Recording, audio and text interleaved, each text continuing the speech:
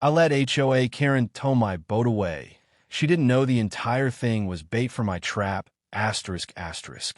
My name is Daniel Hayes. Widowed father, mechanic by trade, and the last original homeowner left in Willow Ridge, a neighborhood swallowed by an HOA run by a woman everyone secretly calls General Karen. Most people battle their HOA for grass height or trash bin placement. Me? Mine went after my late wife's fishing boat, the last memory my daughter and I have of her. And I let them take it, because the boat wasn't the real trap.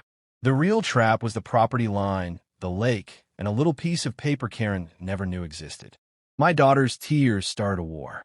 My wife, Emma, passed 3 years ago. The boat she left behind sat in our driveway, covered, polished, and untouched, because my daughter, Lily, said, "Dad, I'm not ready to move it. It feels like she's still here." So I didn't. HOA Karen, however, didn't care about grief.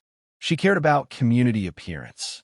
One morning, I stepped outside to the sound of a tow truck reversing. Karen stood there with her arms crossed, wearing her trademark neon blazer and the expression of someone smelling spoiled milk. "Daniel, your junk boat violates HOA visibility code.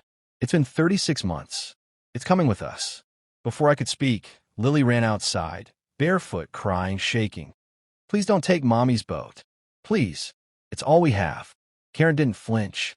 She actually laughed, and said, "Your emotions aren't my problem, sweetheart." My daughter collapsed, sobbing, and I looked Karen dead in the eye and whispered, "Okay, take it." She thought she'd won, but she had no clue that moment was the first step into the trap I'd been building for 5 years. The deed they never knew I had. Back when Emma was alive, we bought a small patch of land behind our house. A useless swamp, everyone said, but it came with one magical detail.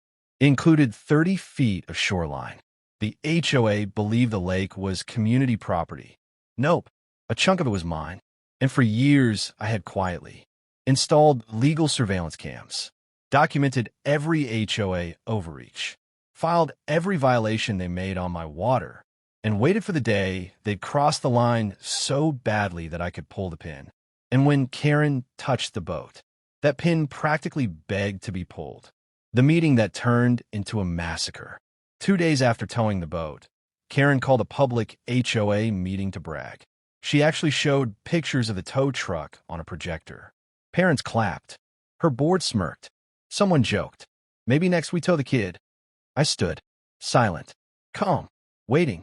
Then I dropped the folder, the property deed, the aerial map, the HOA violations, the illegal encroachment, the forged notices, the harassment records, everything. They laughed until they didn't. Karen stopped smiling when she reached page 4. "Daniel, what is this?"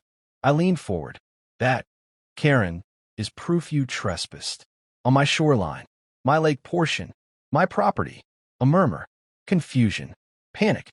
Then came the bomb. "In towing my wife's boat, you didn't remove trash. You stole property from a landowner the HOA has no authority over." She blurted out, "No, this lake belongs to the HOA." I tapped the deed. Not the northeast corner. Not the boat launch you built. Not the dock you installed. All of that is on my land. Gasps. A board member dropped his pen. Someone whispered, "Oh my God." Then I said the final blow. "I'm filing to dissolve this HOA's authority over 46 homes built on land you never legally controlled. The county pays a visit." The next week, county inspectors descended like a swarm. Turns out, HOA dock equals built without permit. HOA boat launch equals built on my property. HOA maintenance shed equals 12 feet into my land. HOA signs equals unauthorized. Every violation became a fine, and every fine named Karen as the responsible officer. She showed up at my door in tears, actual tears now. "Daniel, please, we can fix this privately." I shook my head. "You mocked my daughter while she cried for her mother." "No, we do this the right way." Retrieving the boat and the final hook. The tow yard called when I asked for my property back. They said, Sir, the HOA told us the boat was abandoned and theirs." Perfect. Exactly the evidence I needed. We drove there, me and Lily. When she saw the boat, she whispered, Mom would be proud, but the trap wasn't fully closed yet. I had one more step, the courtroom silence. During the hearing, Karen looked confident until the judge said, "Mr. Hayes, please explain your claim." I laid out simply. HOA stole property. HOA jet spa.